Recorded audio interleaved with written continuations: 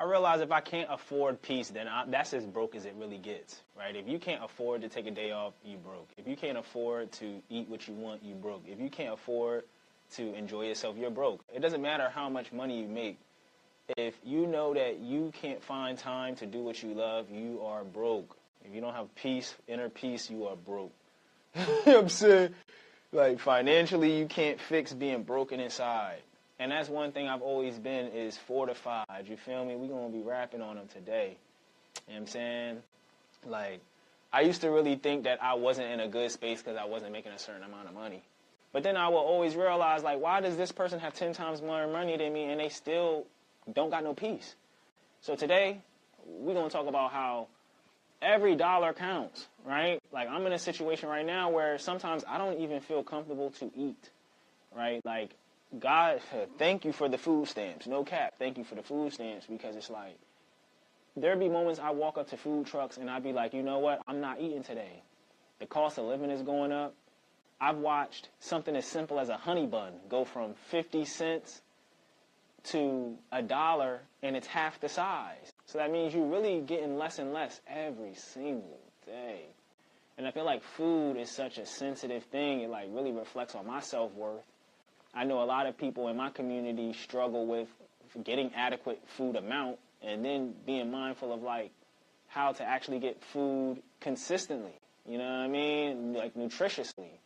So, you know, money has been such a traumatic experience for a lot of people, especially like artists and entrepreneurs like us. Especially if you're here, I know you like an artist or entrepreneur, you just passionate about loving on yourself. You know what I mean? That's what Still Growing is all about. And I had to affirm myself that I was still growing because I had all this knowledge in my head, but I was still not making a lot of money. I felt like I was speaking a whole other language to people often. Like, all this value, people know I got the value, and then they are spending money on something else. And, you know, that just had a lot to do more with the urgency in their lives. Like, and that's why I made Still Growing, because it's like, well, look, I know this stuff is super important. I know this stuff is very impactful and meaningful, so I'm going to pour it into myself. Right? I'm going to put my music project out on the direct-to-consumer platform. I'm going to make merchandise so that we can make a more impactful experience with the music, right? So we can make more bread, more money off of the music. Excuse me, y'all. So then it's like we started taking the clothing and the music and putting it inside of stores. Like, just like a mainstream artist, like when you walk through Macy's and you hear Cardi B playing, or you walk through a store and you see a product endorsed by an artist, like I was doing the same thing. I had my stuff at Here's the Cool Stuff, and then I started following that blueprint all the way until I made it to InvestFest, and now I'm implanting people, and I'm curating showcases at Canvas all around Still Growing.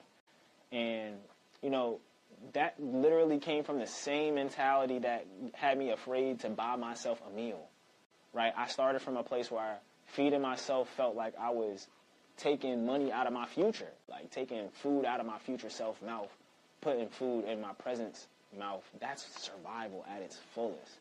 Like, anybody who's really, really been down bad, y'all understand what it feel like to just not even want to feed yourself. You feel me? Like, I don't want to just stay on food, but food is the metaphor right now, right? Where it's like, oftentimes I would have to prioritize the brand over food. There was even times where I realized, I was like, man, I feel like I'm only with certain people because of how much it costs for me to be around them. The people who I really want to be around, I'm too afraid to invest in them because I don't know if I'm going to be able to make money off that for me and be able to pay my rent the next few months or next few days or whatever. To the point where I got so comfortable in my last relationship that I gave them my food stamps card in compensation for the rent. And that really hurt me because I'm like, man, y'all know I'm not really having no bread like that. Like, y'all making money consistently at y'all job while I'm still giving y'all free merch, while I'm letting y'all come vend with me, while I'm letting y'all come to my events for free, while I'm letting y'all go to the event that I go to for free, you know what I mean, like as an accommodation or as a plus one. And it's like, none of those contributions meant anything to them fiscally, like as it pertained to the rent, which I understand. And so, you know, even when I would ask for their assistance on my projects, like whether it's just sewing something, it would feel like I'm bothering them. And they would even remind me like, yo, I want to focus on my own stuff. I can't always help you with your stuff.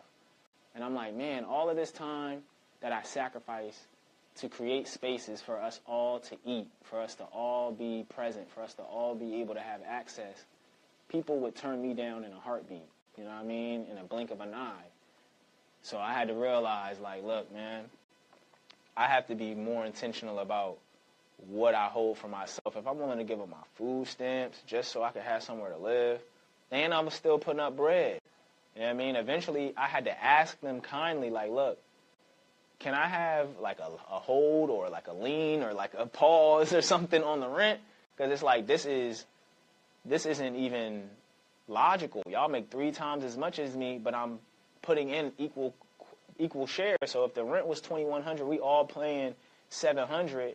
But imagine I make $12,000 a year and they make $36,000 a year, and we all putting up the same amount. And plus, this is my girlfriend at the time, so I'm knowing like, well, this can't be a good joint. You will watch me suffer while y'all have leisure. They going out, they having a good old time. So I learned a very valuable lesson in that experience, man.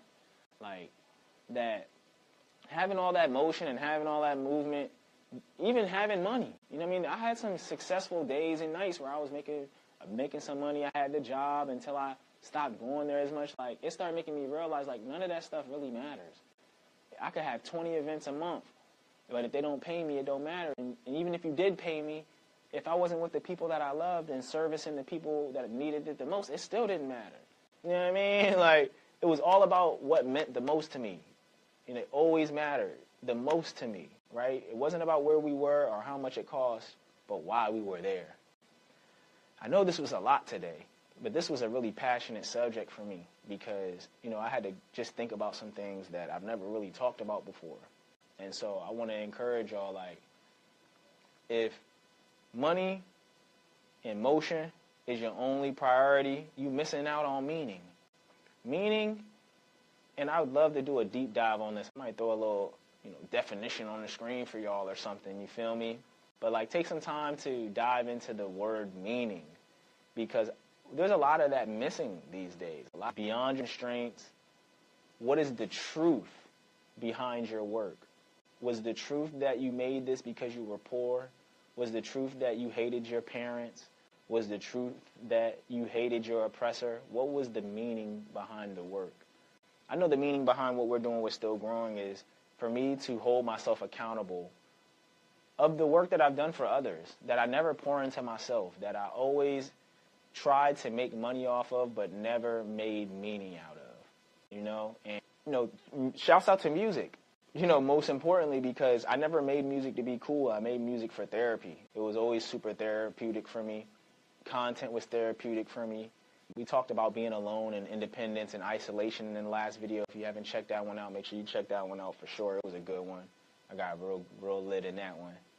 And it's like, the music, I didn't do it to make me cool, I did it because it was therapy. All of this stuff's been therapy. It's been a bridge to the greatest, most healed version of myself. And I feel like I've been the most healed that I've ever been. And now it's time for me to, like, become the greatest version of me that I can become because I'm not so worn down or cut or beat down from the things that I was even self-inflicting harm on me. You know what I mean? The world does its bad and it does its dirt. But sometimes I was complimenting that effort or I was speeding it up. So I just wanted to, send that reflection. And, I have these things that I've always mentioned to myself that's like, revenue is really just rhythm, right? Consistent revenue is rhythm. Being able to produce and predict your income is important, especially in a world like today. You know what I mean? Like we talked about, W-2s and pay stubs and stuff about apartments last time. And it's just like being able to produce that income that we can replicate and show the landlords and all of that stuff, that's important. You feel me? Like, that's super duper important. Even now, like, being able to afford the groceries and, like, have a peace of mind and, like we just mentioned, having an apartment and stuff, that's super essential, right? So that really just looks like the rhythm of your life. Like, if you're just saying yes to a bunch of things that don't serve you, then you're not going to get served. You know, your life going to look like that. There will be a rhythm in your life where people are attracted to you and they never serve you. You know what I mean? And I would also like to mention that, like, you really not making no profits if you're not having no peace, right? You can make $1 million, but if you got to have security and pay your wife alimony and you got a drug addiction and a food addiction, you know what I mean, and you paying people off to hide your dirt, you're really not seeing your profits. Versus someone like me, I might only make $12,000 a year, like I mentioned, but I'll still save $6,000 of it. You feel me? Make sure I pay my rent equally as the people who I'm with, right? And then still have some money left over to invest in my dream, because I be investing towards peace. You know what I mean? I be lending myself towards peace. You feel me? So the question for my future self now is, you know, would you be willing to learn a little less if that brought you peace? Like, maybe knowing everything isn't everything. Maybe being willing to do whatever it is that's called for you to do to, like, have meaning in your life is what's truly important. Like, but we'll see how much more YouTube videos or books I read when this all is said and done.